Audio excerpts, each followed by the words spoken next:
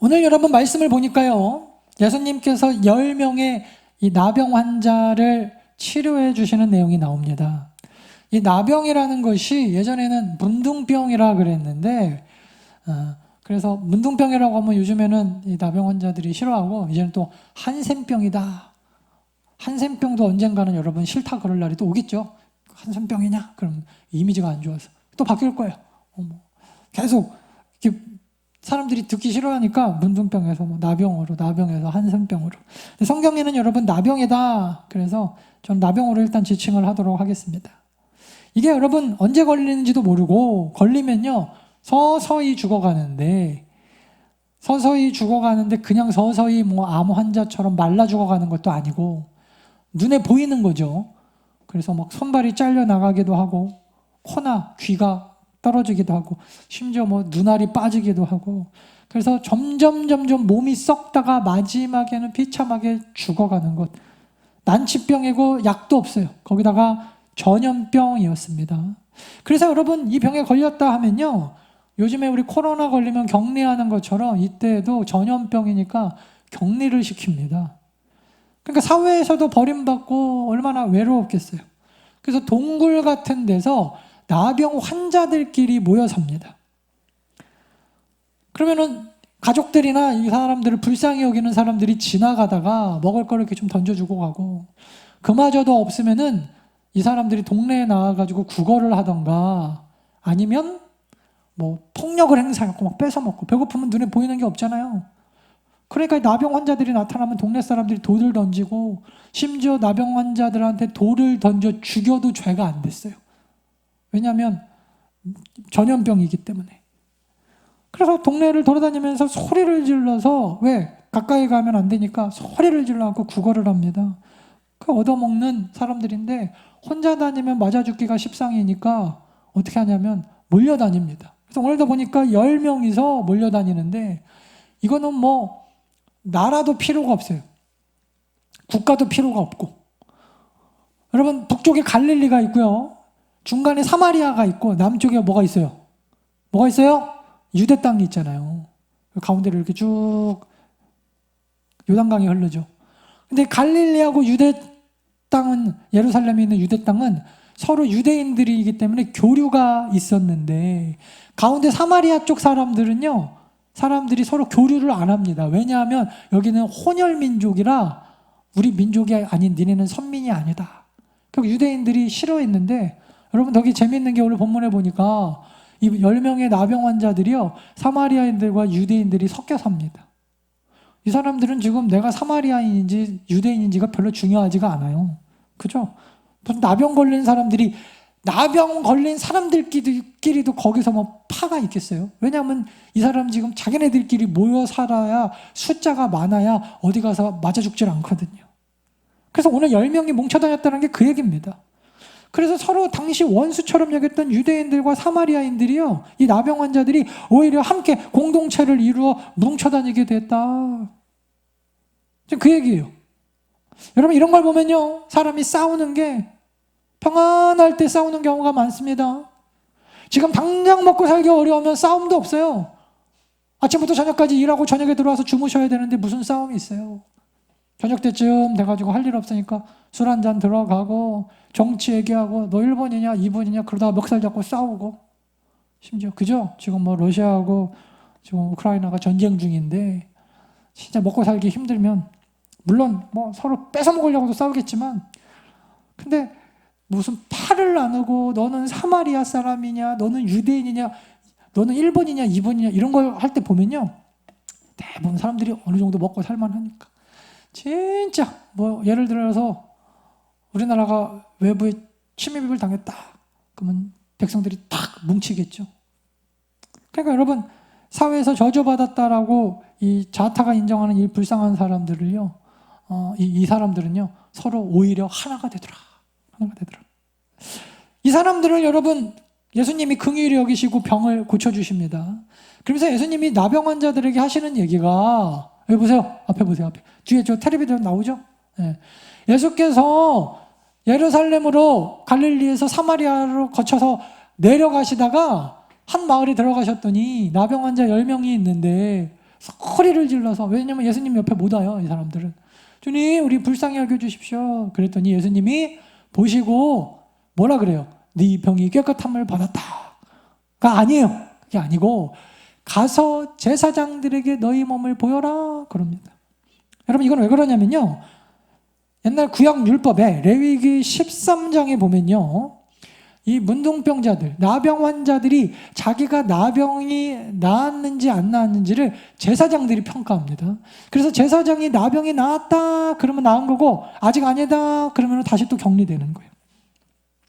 그러니까 예수님이 지금 하시는 말씀이 그 얘기인데, 가서 제사장들에게 네 몸이 나은 걸 보이고 이제 돌아가도 된다. 근데 여러분, 아직 병이 낫지를 않았던 것 같아요. 왜냐하면 이 사람이 보니까 14절, 그 사람들 10명이 뭐라 그래요? 가다가, 제사장한테 가다가 깨끗함을 받은 거예요. 예수님이 가서 보여라 할 때까지는 계속 나병 환자였거든요.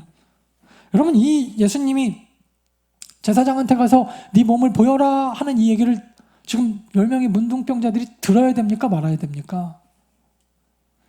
여러분, 믿져야 본전인데 못 믿을 것도 없죠.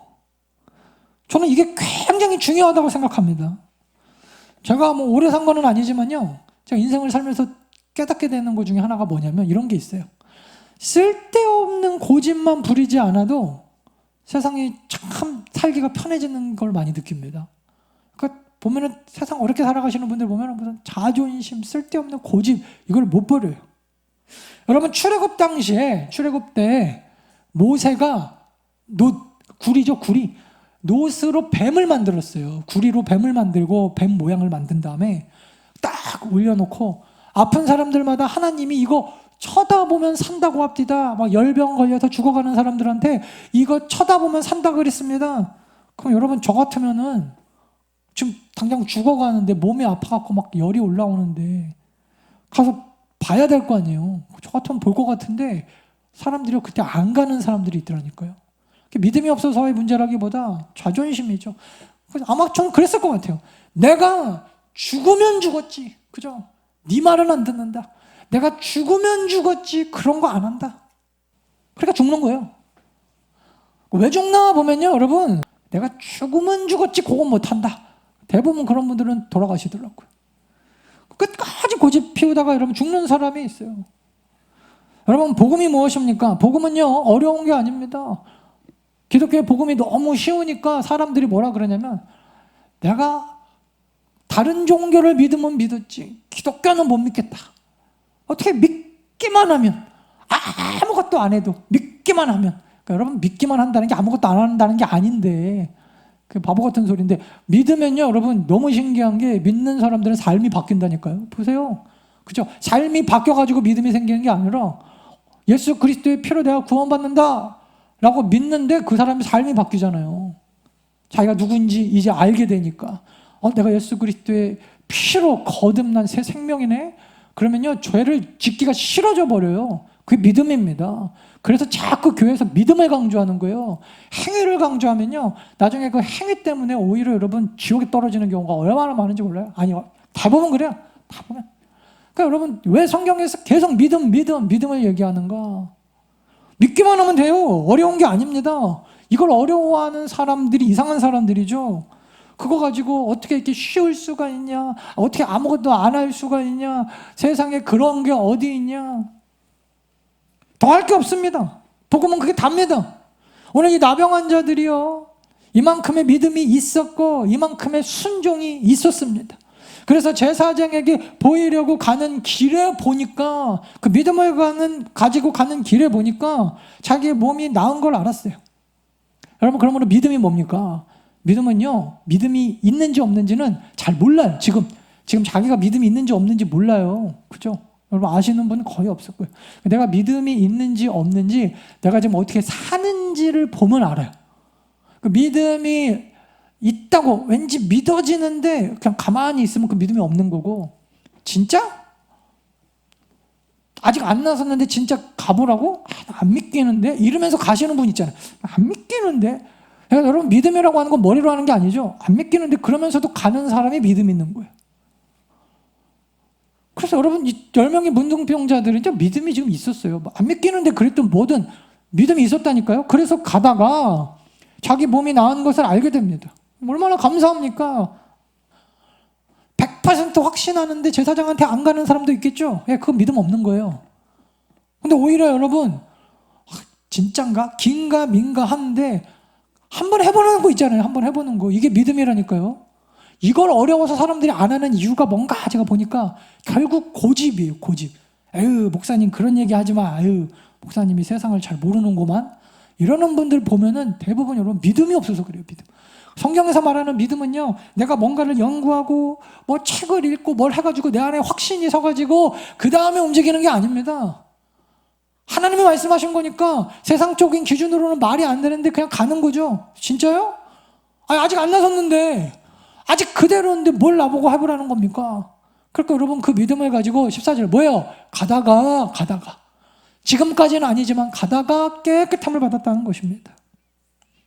여러분 이게 우리가 실제로 당해보지 않아서 그렇지 감기만 걸렸다 나와도 코로나만 걸렸다 나와도 우리가 너무 감사한데 나병, 죽을 병, 사형 선고 다 받고 인간 취급도 받지 못하고 그런 병 걸려갖고 죽을 죽음만 기다리고 살던 사람들이 여러분 가다가 병 고침 받았다는 걸 알게 되니까 얼마나 감격하고 감동했겠습니까? 여러분 우리 더 나은 교회 성도님들도 이 놀라운 치유의 기적, 예수 그리스도의 막 치료의 역사가 여러분들의 삶 가운데 나타나기를 간절히 축원합니다. 여러분 믿는 대로 될 거예요. 얼마나 감사해요.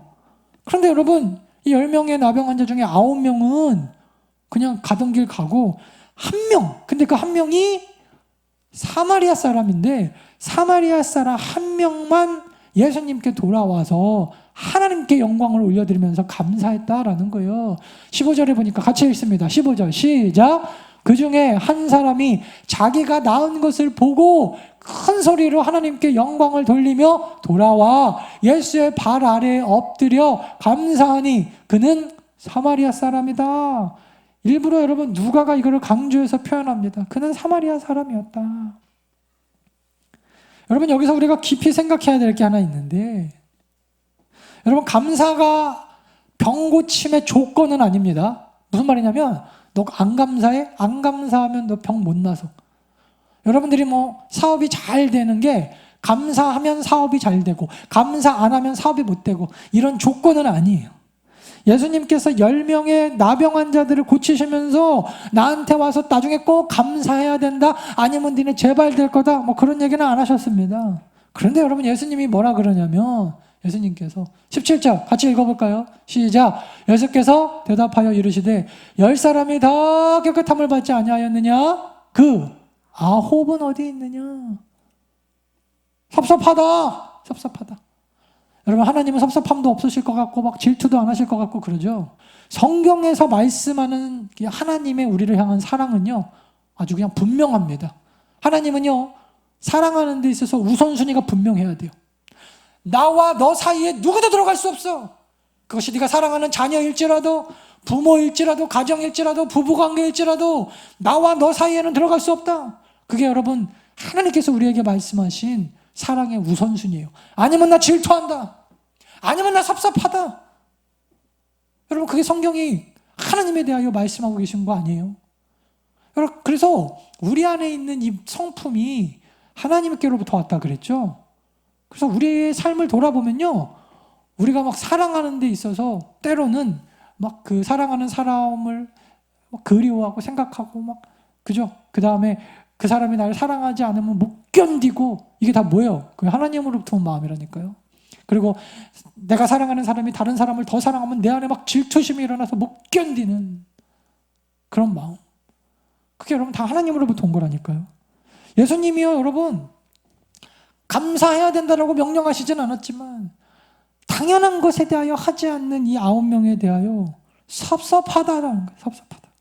감사는 의무는 아닙니다. 감사가 조건도 아닙니다. 그러나 여러분 예수님의 모습을 우리가 가만히 살펴보면요 자발적으로 자원적으로 와서 감사하는 것을요 예수님은 매우 기뻐하셨다라는 거예요. 매우 기뻐하셨다.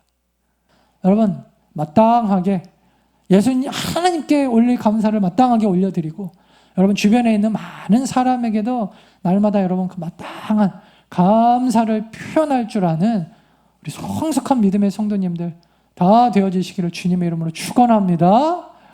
항상 여러분 저도 어디 가서 보면은 제가 뭐 그런 걸 바라고 기대하고 초청돼서 가는 건 아니잖아요. 근데 성숙한 교회일수록 성숙한 성도들일수록 표현을 잘 하시더라고요. 감사의 표현. 제가 뭐 어느 교회 가니까 뭐 준다더라. 제가 뭐 그런 거 부족한 사람은 아니거든요. 저도 제 나이에 제가 뭐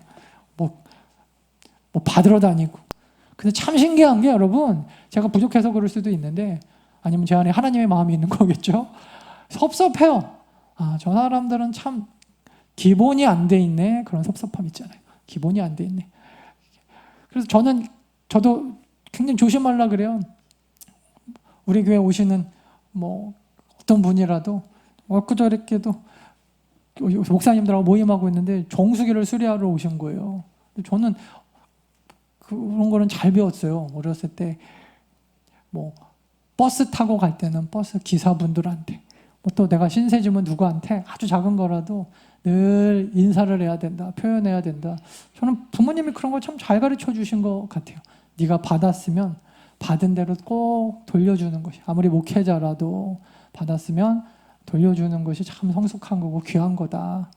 저는 참 그게 맞는 것 같아요. 그래서 별거 아니지만 제가 음료수라도 꼭 사다 놓고 하나씩 드리거든요. 그랬더니 같이 계셨던 목사님이 김판주 목사님 인사는 참 잘하네 그러시더라고요. 잘해야죠. 잘해야죠. 제가 하는 게 아니라 성도님들 대표로 뭐 제가 하는 거니까. 여러분 오늘 이 본문을 바탕으로 제가 예전에 한번 소개시켜드린 적이 있는데 9명의 변명, 그 9명의 변명이라는 글이 있어요. 성경에 나와 있지는 않지만 아마 오늘 본문을 읽으면서 어떤 분이 9명이 왜 예수님 앞에 찾아와서 감사를 돌리지 않았을까, 아마 유추해서 만들어낸 글인 것 같은데 우리에게 참 도전이 되는 것 같아서 제가 소개해드립니다. 9명의 변명. 왜 그 9명은 예수님께 돌아오지 않았을까? 첫 번째, 믿음이 부족한 스타일. 아마 가서 정밀검사를 받아야지.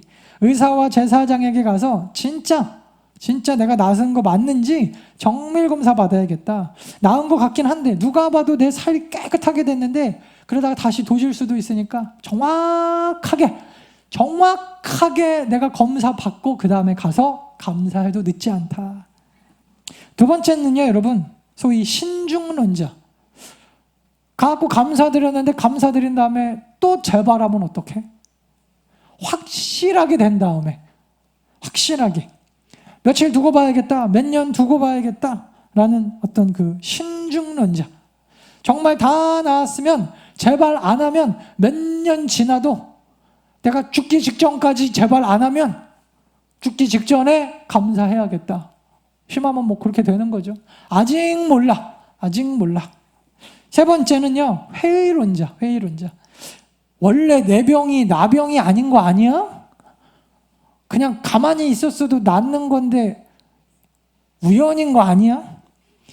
내 병이 원래 나 병이 아닌 좀 특이한 피부병이 아니었을까?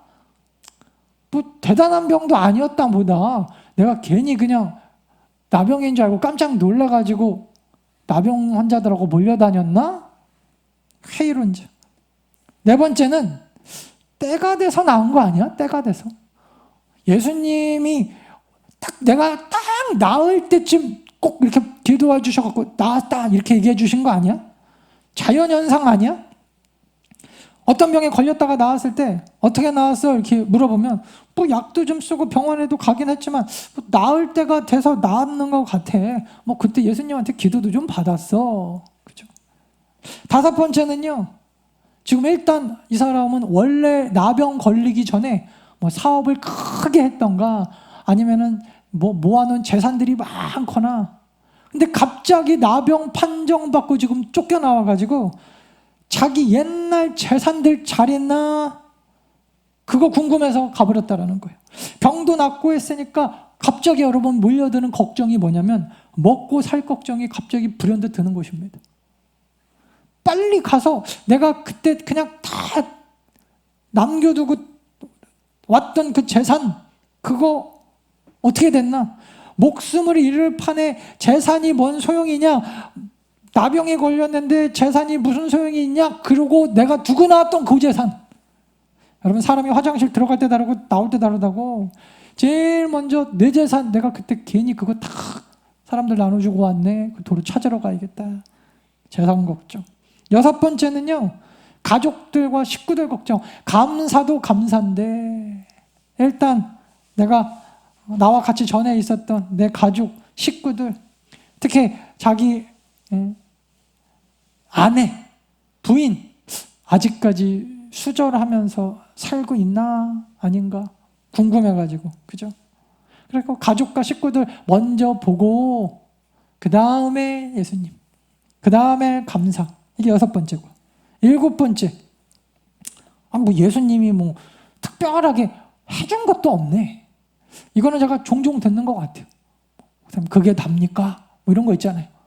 기도, 그게 답니까? 기도만 하면 됩니까? 생각해보니까 예수님이 나한테 뭐 특별하게 해준 것도 없는 것 같아요. 몸에 손을 얹고 안수해준 것도 아닙니다. 뭐 어루만져 주고, 예전에 김준홍 목사님이 동상 걸린 환자 한 달 동안 마사지 해가지고 동상이 나선 적 있다고 간증하신 거 제가 들었는데, 감옥에 계실 때. 옛날 감옥은 동상 환자들이 속출했대요. 추워가지고. 뭐 그렇게 한 달 동안 나를 뭐 마사지 해준 것도 아니고, 약을 지어준 것도 아니고, 누구처럼 뭐 침을 탁 뱉어가지고 뭐 에바다 하신 것도 아니고, 어디 가서 씻으라고 한 것도 아니고, 그저 그냥 제사장한테 가서 보여라, 요 한마디에 뭐 대단한 감사. 예수님도 그냥 한마디 하신 건데, 그래서 자기가 지금 어떤 병에서 어떤 구원을 받았는지는 생각도 안 하고요, 예수님이 나한테 얼만큼 해줬나 그거만 딱 봐요. 그래서 예수님이 해준 것보다 내가 한 게 더 많은 것 같죠. 내가 약도 열심히 먹은 것 같고, 제사장한테 또박또박 걸어서 간 건 내 발인 것 같고, 어리석은 생각들을 하는 사람도 있었을 거고. 8번째는요, 이게 예수님만 능력이 있는 것도 아닐지도 몰라. 혹시 다른 유명한 무슨 랍비 선생들이나 다른 종교 뭐 그런 데 가서, 요새 텔레비전 보니까 뭐 무당, 뭐 절간, 이런 사람들도 병은 고치더라. 예수 그리스도의 능력을 상대화해버리는, 그죠? 누구나 다 할 수 있는 거야 이거. 뭐 예수님 아니라 유명한 의사 만나도 이 정도는 나을 수 있는 건데 굳이 감사까지. 다 감사하지 않는 사람들은 별로 핑계가 많아요. 마지막 9번째는요, 이게 아마 우리 안에 제일 많은 핑계의 모습일 것 같은데, 이 모습 그대로는 갈 수 없지. 돈도 없는데 나중에 돈 벌고 그리고 뭐라도 사갖고 가야지. 생각은 귀합니다만 문제는 여러분, 그때가 언제 있는지 알 수가 없다라는 것입니다.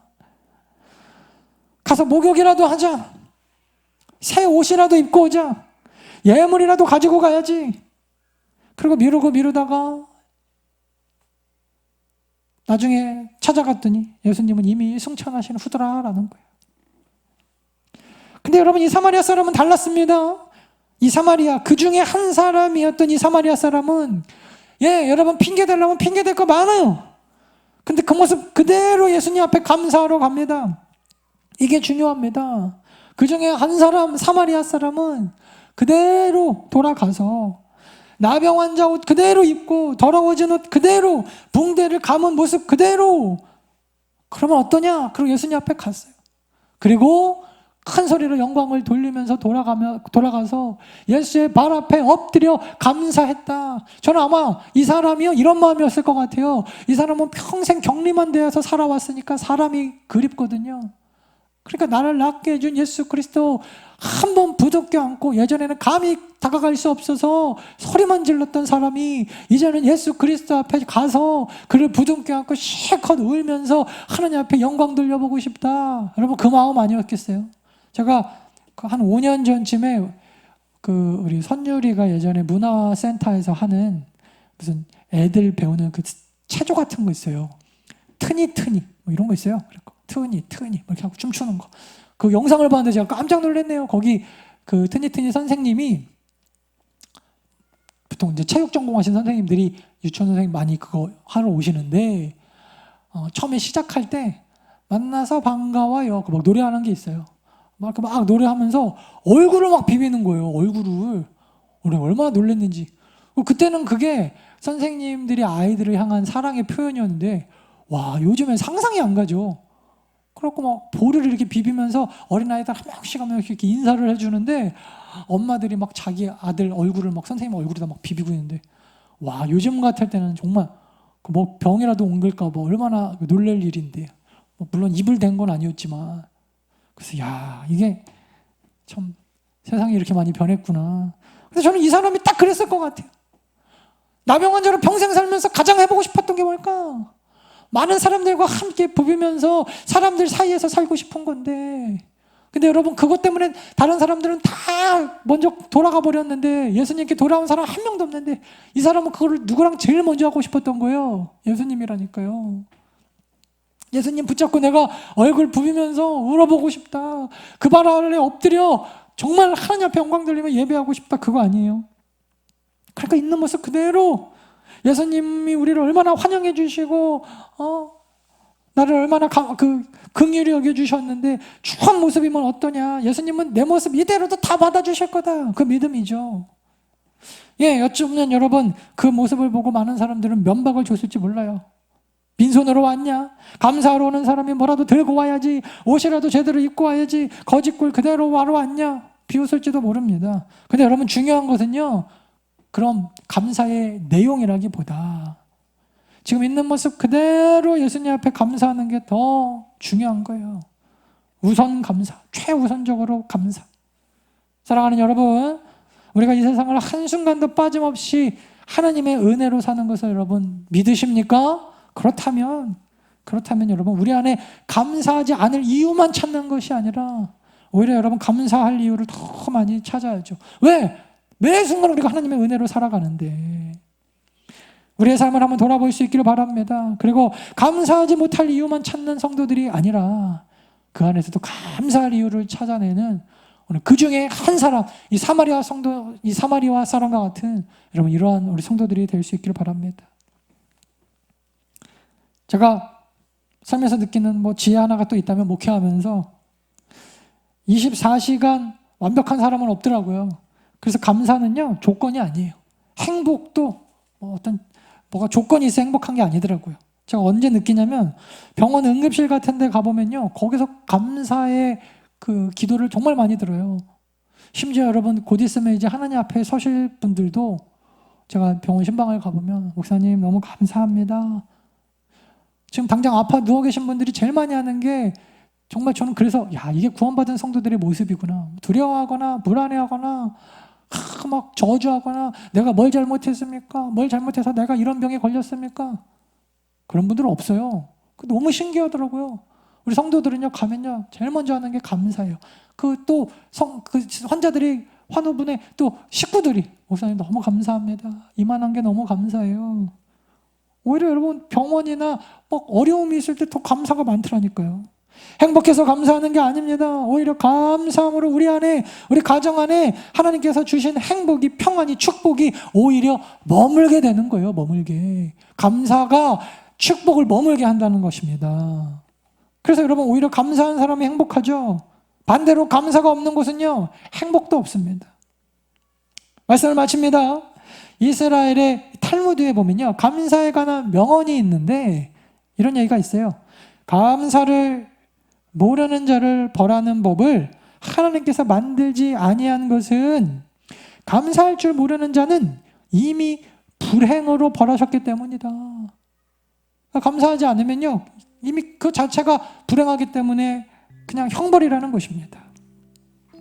감사할 줄 모를 때 그는 불행이라는 벌을 받고 있다는 것입니다. 그래서 여러분 옛날이에요. 요즘에 많이 없어졌죠. 그 공산권 국가들 살펴보면요 하나같이 행복함이 없고 얼굴에 표정도 없고 못 사는 이유가 뭔가 보면 이 옛날 그 공산 국가들은요 가장 많이 하는 얘기가 혁명이래요. 혁명, 투쟁, 쟁취 결합 모여라. 우리는 쟁취한다. 우리의 권리를. 예, 물론 그것이 다 잘못됐다고 말할 수는 없어요. 때로는 우리의 권리를 찾아야 될 때도 있지만 그것만 있으면 안 된다는 거예요. 그것만. 혁명, 파업, 쟁취 이런 말을 듣는데 쟁취를 통해 얻는 것에 무슨 감사가 있습니까? 투쟁을 통하여 임금을 올리는 것은요 감사가 없어요. 제가 얼마 전에 우리 교회 한 성도님한테 제가 식사 대접을 받았는데 그 성도님이 그러시더라고요. 작년에 회사가 좀 어려워가지고 많이 힘들어하고 그래서 임금이 대부분 동결됐는데 우리 성도님만 특별히 또 연봉이 많이 좀 상승이 됐대요. 제가 그랬어요. 우리 그 청년한테 새벽에 너를 위해서 기도할 맛이 난다. 얼마나 여러분 목회자가 그런 얘기 들을 때만큼 기분 좋을 때가 없어요. 기도해가지고 하나님의 은혜로 어려운 중에도 연봉이 올랐다는 거 얼마나 감사한지 그때 여러분 감사가 있는 거죠. 내가 원래 받아야 될 내 몫인데 내가 쟁취하고 투쟁하고 머리에 띠띠고 그렇게 했더니 줍디다. 여러분 거기에는 감사가 없는 거예요. 그죠?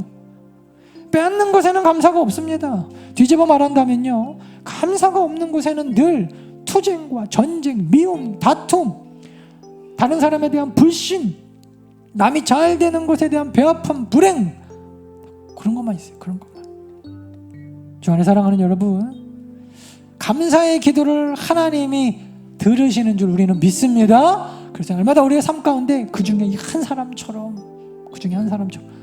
감사의 제목이 더 많은, 그래서 하나님께서 우리에게 날마다 베풀어 주신 그 은혜와 축복이 감사를 통해 우리의 삶에 머물러 있게 되어지는. 그러니까 여러분 마지막에 예수님이 뭐라 그랬어요? 같이 읽으십시다. 19절 시작. 그에게 이르시되 일어나 가라. 내 믿음이 너를 구원하였다. 내 믿음이. 저는 이게 이렇게 읽혀지더라고요. 내가 믿는 대로 될 거다. 내가 믿는 대로 될 거다.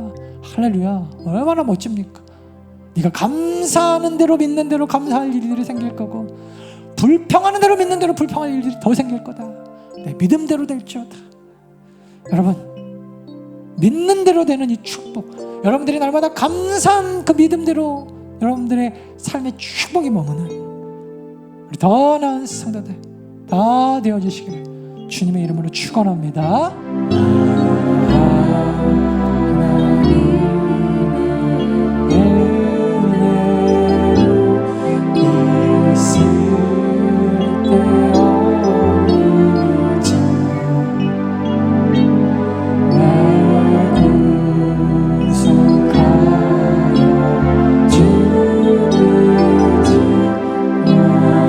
우리 다시 한번 고백합시다.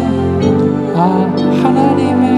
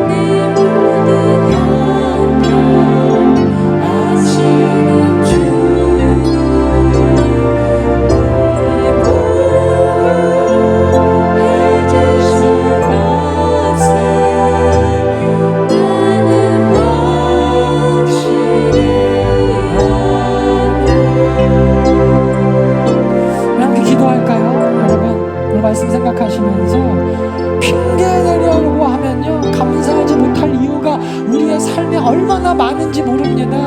날마다 투쟁과 쟁취와 미움과 다툼이 아니라 여러분 우리 그 상황 가운데서도 전쟁 가운데서도 여러분 주님 앞에 감사합시다. 전쟁 가운데서도 새로운 생명은 태어나더라고요. 뉴스 보셨죠? 날마다 하나님 앞에 더 감사함으로 날마다 우리가 이 땅을 불평과 불만 투정이 아니라 하나님 앞에 감사 또 감사하고 그 중에 한 사람 핑계대지 않고 그 모습 그대로 주님 앞에 날마다 우리 감사하며 살아가는 믿음의 성도들 다 되어줄 수 있도록 우리 한 마음으로 같이 한번 우리 기도하는 다 같이 기도하겠습니다. 사랑해 주신